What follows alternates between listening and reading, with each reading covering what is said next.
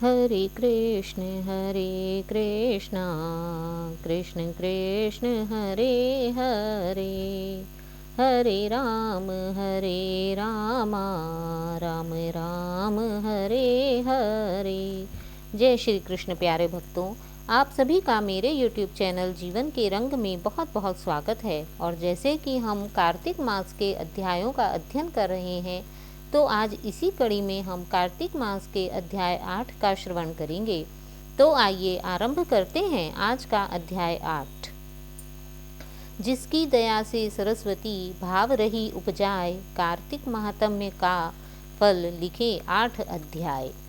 नारद जी कहते हैं कि कार्तिक मास में व्रती को किन किन नियमों का पालन करना चाहिए। इसके पश्चात अब मैं इस अध्याय में आपको कार्तिक व्रत के उद्यापन का वर्णन करता हूँ, जो सब पापों का नाश करने वाला है। व्रत का पालन करने वाला मनुष्य कार्तिक शुक्ल चतुर्दशी को व्रत की पूर्ति और भगवान विष्णु की प्रीति के लिए उद्यापन करे।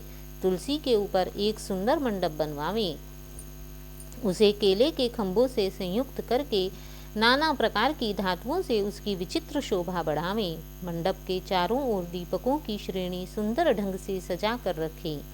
उस मंडप में सुंदर बंधनवारों से सुशोभित 4 दरवाजे बनावें और उन्हें फूलों से तथा चंवर से सुसज्जित करें। द्वारों पर पृथक पृथक मिट्टी के द्वारपाल बनाकर उनकी पूजा करें। उनके नाम इस प्रकार हैं: जय विजय, चंड प्रचंड, नंद सुनंद, कुमुद और कुमुदाक्ष। उन्हें चारों दरवाजों पर 2-2 के क्रम से स्थापित कर भक्ति पूर्वक पूजन करें। तुलसी की जड़ के समीप 4 रंगों से सुशोभित सर्वतोभद्र मंडल बनावें और उसके ऊपर पूर्ण पत्र तथा पंचरत्न से युक्त कलश की स्थापना करें। कलश के ऊपर शंख चक्र गदाधारी भगवान विष्णु का पूजन करें। भक्ति पूर्वक उस तिथि में उपवास करें तथा रात्रि में गीत वाद्य आदि आयोजनों के साथ जागरण करें। जो भगवान विष्णु के लिए जागरण करते समय भक्ति पूर्वक भगवत संबंधी पदों का गान करते हैं, वे सैकड़ों जन्मों की पाप राशि से मुक्त हो जाते हैं। जो मनुष्य भगवान के निमित्त जागरण करके रात्रि भर भगवान का कीर्तन करते हैं, उनको असंख्य गौदान का फल मिलता है। जो मनुष्य भगवान की मूर्ति के सामने नृत्य गान करते हैं, उनके अनेक जन्मों के एकत्रित पाप नष्ट हो जाते हैं। जो व्यक्ति भगवान के सम्मुख बैठकर कीर्तन करते हैं और बंसी आदि बजाकर भगवत भक्तों को प्रसन्न करते हैं तथा रात्रि जागरण करते हैं, उन्हें करोड़ों तीर्थ का फल मिलता है। उसके बाद पूर्णमासी में सपत्नीक ब्राह्मण को बुलाकर उसे भोजन करावें। प्रातःकाल स्नान और देव पूजन कर वेदी पर अग्नि की स्थापना करें। भगवान की प्रीति के लिए तिल और खीर की आहुति दें। होम की शेष विधि पूरी करके भक्ति पूर्वक ब्राह्मण का पूजन करें और उन्हें यथाशक्ति दक्षिणा दें। फिर उनसे इस प्रकार क्षमा प्रार्थना करें कि आप सब लोगों की अनुकंपा से मुझ पर भगवान सदैव प्रसन्न रहें। इस व्रत को करने से मेरे 7 जन्मों के किए हुए पाप नष्ट हो जाएं और मेरी संतान चिरंजीवी हो। इस पूजा के द्वारा मेरी सभी मनोकामनाएं पूर्ण हो। मेरी मृत्यु के पश्चात मुझे अतिशय दुर्लभ विष्णु लोक की प्राप्ति हो।